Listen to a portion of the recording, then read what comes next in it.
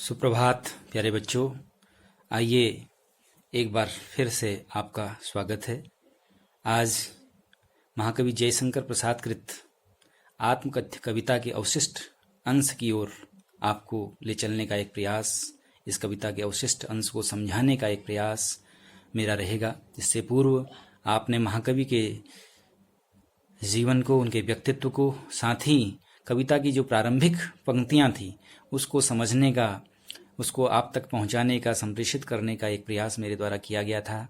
आशा है आप उससे लाभान्वित हुए होंगे। आइए चलते हैं अग्रिम अंश की ओर, जिसकी पंक्तियां कुछ इस प्रकार है। विडम्बनारी सरलते तेरी हंसी उड़ाऊं मैं, भूलें अपनी या प्रवंचना औरों की दिखलाऊं मैं। उज्ज्वल गाथा कैसे गाऊं, उज्ज्वल गाथा कैसे गाऊं, मधुर चांदनी रातों की, अरे खिलखिला कर हंसने होने वाली उन बातों की। मिला कहाँ वह सुख जिसका स्वप्न देख कर जाग गया, आलिंगन में आते आते मुस्कुरा कर जो भाग गया, आलिंगन में आते आते मुस्कुरा कर जो भाग गया। अरे बच्चों, बड़े ध्यान से इस कविता के अवशिष्ट अंश को समझने का प्रयास आप करेंगे। देखिए, इससे पूर्व आपने जयशंकर प्रसाद जी की इस कविता का जो प्रादुर्भाव या इसकी उत्पत्ति किस रूप में हुई, कैसे हुई, यह जाना। आपको पता है कि उनके अनुयायियों ने जिस तरह से उनसे एक आग्रह किया कि महाकवि प्रसाद जी, आप भी इस आत्मकथ्य विशेषांक में अपनी कुछ बातें जरूर कविता के रूप में प्रस्तुत करें। लेकिन महाकवि ने अपनी असहमति व्यक्त करते हुए, अपना यह भाव व्यक्त करते हुए कि उनके जीवन में तो कुछ भी ऐसी विशिष्टता नहीं है, कुछ भी ऐसी उपलब्धियां नहीं रही हैं, कुछ भी ऐसी सफलताएं जो वाकई में लोगों को प्रेरणा प्राप्त करा सके या लोगों को अभिप्रेरित कर सके, जीवन की ओर उन्मुख कर सके, जीवन में प्रोत्साहित कर सके, ऐसा कुछ भी तो नहीं है। जीवन अभावों भरा रहा है और रिक्तता के अलावा, शून्यता के अलावा, जीवन में उदासी या निराशा, हताशा के अलावा और तो कुछ भी नहीं दिखता। एक सामान्य जीवन मेरा रहा है, जिसको अगर मैं आत्मकथ्य के बहाने प्रस्तुत भी करूं तो इससे कुछ भी उपलब्धि या आने वाली पीढ़ी के लिए कुछ सीख प्राप्त नहीं होगी। तो इसलिए मैं समझता हूं कि निश्चित रूप से आत्मकथा लिखने से बचा जाए। इसी असहमति से व्यक्त हुई कविताबद्ध अपने भावों को, विचारों को करते हुए महाकवि जयशंकर प्रसाद ने ये कविता रची है। आइए अवशिष्ट अंश की ओर प्रकाश डालते हैं कि यह विडम्बना अरी सरलते तेरी हंसी उड़ाऊं मैं, कि यह बहुत ही विडम्बना की बात है। अरे इससे बड़ा आश्चर्य की और क्या बात होगी है मेरे सरल जीवन। सरलता और सहजता से भरा हुआ जीवन जो महाकवि प्रसाद जी का था, उसी को संबोधित करते हुए कविवर जयशंकर प्रसाद कहते हैं कि हे मेरे सरल हृदय, हे मेरे सरल जीवन, आखिर कैसे तेरी मैं हंसी उड़ा सकता हूं। अपनी सरलता को सार्वजनीन करके, उसको सबके सामने आत्मकथ्य के रूप में प्रस्तुत करके, एक तरह से यह तो उपहास का विषय बनना ही होगा। क्योंकि वर्तमानिक जो परिदृश्य है समाज में, आज अगर आज के माहौल में यदि देखते हैं तो वाकई में जो जितना सरल, सहज और यथार्थपरक जीवन जीता है, वास्तविक जीने की चेष्टा करता है, सरलता और सहजता से जीवन का निर्वाह करता है, व्यक्ति आज ऐसे समाज में ऐसे व्यक्तियों की एक तरह से वह व्यक्ति उपेक्षा का या तिरस्कार का पात्र समाज में बन रहा है। इस तरह के समाज को देखते हुए ही शायद संस्कृत की एक बड़ा श्लोक प्रसिद्ध है कि नात्यंतम सरलैर्भाव्यम गत्वा तत्र वनस्थलीम छिद्यन्ते सरलास्तत्र कुब्जास्तिष्ठन्ते सर्वदा। इसका तात्पर्य यह है कि बहुत व्यक्ति को सरल और सहज बनना भी वर्तमान समय में ठीक नहीं है। इसका एक बड़ा अच्छा दृष्टांत कवि के द्वारा दिया गया कि दृष्टवा तत्र वनस्थलीम, जरा वनस्थली में जाकर के देखिए, जितने सरल वृक्ष होते हैं, जो सीधे खड़े होते हैं, जो जंगल में सीधे खड़े वृक्ष होते हैं, प्रहार कुल्हाड़ी का सर्वप्रथम उन्हीं के ऊपर होता है, उन्हीं को व्यक्ति जो है वही मार गिराए जाते हैं। लेकिन जो कुब्जे हैं, जो टेढ़े मेढ़े वृक्ष हैं, उन पर कुल्हाड़ी का प्रहार नहीं होता, वो वैसे ही यथावत बने रहते हैं। तो यह आज की वर्तमानिक स्थिति है। शायद इसी भाव को भी कवि ने समझते हुए ये लिखा कि सहजता सरलता को सार्वजनिक करना एक तरह से उपहास का विषय बनना ही है।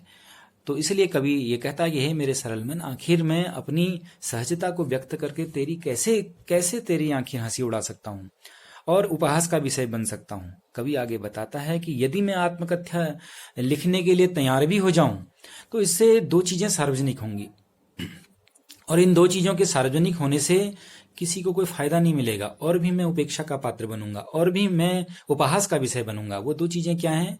एक तो स्वयं की कमियां, स्वयं की भूल, और दूसरी चीज है औरों की प्रवंचना। प्रवंचना ठगी को कहते हैं। जैसे कोई व्यक्ति छल कपट से आपके ऊपर ठगी कर कर करके आपकी वस्तु को अपना बना ले, तो इससे भी व्यक्ति टूट जाता है। आखिर जीवन में वो अग्रसर नहीं हो पाता, जीवन में उपलब्धियों से वंचित रह जाता है। तो दो ही चीजें होती हैं, या तो अपनी व्यक्ति की भूल के कारण अपनी ही कुछ कमियां या अपना ही कुछ ऐसी दुर्बलताएं रह जाती हैं जिसके कारण अपेक्षित परिणाम व्यक्ति को जीवन में नहीं मिल पाते, और वो सफलता का एक तरह से सफलता के ऊंचे शिखर को प्राप्त नहीं हो पाता। तो इस तरह से कवि ने कहा कि इस तरह से दो चीजें होंगी, या तो मैं क्या करूंगा, भूलें अपनी इस आत्मकथ्य के बहाने यदि मैं लिखने की तैयारी भी करूं तो इससे मेरी क्या होगी, स्वयं की भूलें, स्वयं की कमियां उजागर होंगी, जिससे व्यक्ति कुछ सीखेगा नहीं और भी मेरा ही जीवन उपहास का विषय बनेगा। दूसरी चीज यह है कि औरों की प्रवंचना, जिन कई सारे सन्मित्र कुछ ऐसे भी होंगे महाकवि के शायद जीवन में, जिन्होंने अपना बहुत कुछ महाकवि का चुरा करके या महाकवि प्रसाद जी के विचार को अपना बना करके, उनके कथ्य को अपना बना कर करके उनके साथ एक तरह से प्रवंचना की, ठगी की, और जिसके कारण प्रसाद जी का सरल व्यक्तित्व तो उनसे कुछ कह नहीं सका। लेकिन अगर आत्मकथा लिखेंगे तो जितनी भी उनके जीवन की अच्छाइयाँ बुराइयाँ हैं सबका उद्घाटन उनको करना उनकी व्यवस्था होगी, क्योंकि आत्मकथात्मक अंश में तो व्यक्ति अपने गुण दोषों पे तटस्थ होकर करके उनका वर्णन करता है। गुणों को भी दोषों को भी दोनों को उद्घाटित करेगा। तो जब दोनों को उद्घाटित करेगा तो ऐसे जो प्रवंचना करने वाले मित्र हैं वो भी सार्वजनिक हो जाएंगे, उनका भी पोल खुल जाएगी, तो जिससे क्या होगा, उनको भी शर्मिंदगी का एहसास होगा, और महाकवि के लिए किए गए अपने कपटपूर्ण व्यवहार के प्रति वो भी काफी शर्मिंदगी महसूस करेंगे। यह भी कवि देखना नहीं चाहता। इसलिए कवि कहता है कि दो चीजों को मैं सार्वजनिक करूंगा तो यह निश्चित रूप से उनके लिए भी दुख का विषय है जिन्होंने मेरे साथ प्रवंचना की है, वो भी सार्वजनिक होंगे, उनका भी जीवन उपहास का विषय बन जाएगा, और स्वयं मेरी कमियां उजागर होंगी तो मेरा भी जीवन उपहास का विषय बनेगा। इसलिए अच्छा और भलाई इसी में है कि मैं आत्मकथा प्रस्तुत ही ना करूं। आगे कवि कहता है कि उज्जवल गाथा कैसे गाऊं मधुर चांदनी रातों की। कवि के जीवन में भी मधुर चांदनी रात सुखद जीवन का प्रतीक है। चांदनी रात का मुहावरा भी, एक लोकोक्ति भी हम सुनते हैं कि 4 दिन की चांदनी फिर अंधेरी रात। अर्थात व्यक्ति के जीवन में जो सुखद पल होते हैं वो अल्पकालिक हैं, वो काफी कम होते हैं, न्यून होते हैं। लेकिन ये दुखालयम शाश्वतम कहा रखा है, ये निश्चित रूप से ये संसार दुखालय है, दुखों का घर है, यहाँ दुख ज्यादा है और सुख कम है। तो महाकवि के जीवन में भी काफी कुछ सुखद पल आए, लेकिन वो काफी नितांत एकाकी थे। उन कुछ व्यक्ति के जीवन में कुछ ऐसे भी दिन होते हैं, कुछ ऐसा भी अवसर आता है जो नितांत एकाकी होते हैं, उनको सार्वजनिक करने में व्यक्ति असहजता महसूस करता है। तो व्यक्ति के जीवन में भी कुछ सुखद, उससे प्रेमिका से, उसकी प्रेयसी, उसकी प्रियतमा से जुड़े कुछ ऐसे नितांत अपने कुछ ऐसे पल थे, ऐसे सुखद दिन थे जिनका वर्णन करने में वो अपने आप को असहज महसूस करता है। और वाकई में ये दिन भी, ये सुखद पल भी अनुभव के विषय हैं, नितांत एकाकी हैं। इनको सार्वजनिक करने से कुछ भी उपलब्धि हासिल होने वाली नहीं है। इसलिए इनकी उज्जवल गाथा, इनकी चमकती हुई जो एक छवि मेरे जीवन में बनी हुई है, उसको केवल उसका रसास्वादन कर भी करना चाहता है, उनको केवल अनुभव करना चाहता है। उनको सार्वजनिक कर करके व्यक्ति या कवि स्वयं उपहास का पात्र नहीं बनना चाहता। इनको उद्घाटित करके व्यक्ति किसी को कुछ प्रेरित भी नहीं कर सकता, और ना इनसे व्यक्ति कोई प्रेरणा ले सकता है। ये नितांत एकाकी पल हैं।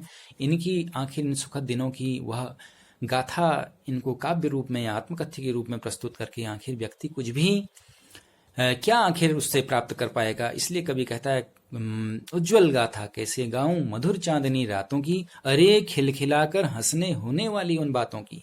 कवि की प्रियतमा के साथ जो नितांत एकांत में बिताए गए जो पल थे, जब खिले खिलाकर कभी भी कभी हंसता था, लेकिन ये समय उनके जीवन में काफी अल्प रहा। बहुत जल्दी ही इनका अवसान हो गया और सारा जीवन दुखों में तब्दील हो गया। जीवन में महाकवि प्रसाद जी के ये काफी दुख का अवसर आया, तो इसलिए इन खिलखिलाकर हंसने होने वाली उन बातों की केवल व्यक्ति अनुभव कर सकता है, उनको घटित नहीं कर सकता। इसलिए कभी कहता है, मिला कहाँ वह सुख जिसका, स्वप्न देखकर जाग गया, आलिंगन में आते आते मुस्कुराकर जो भाग गया।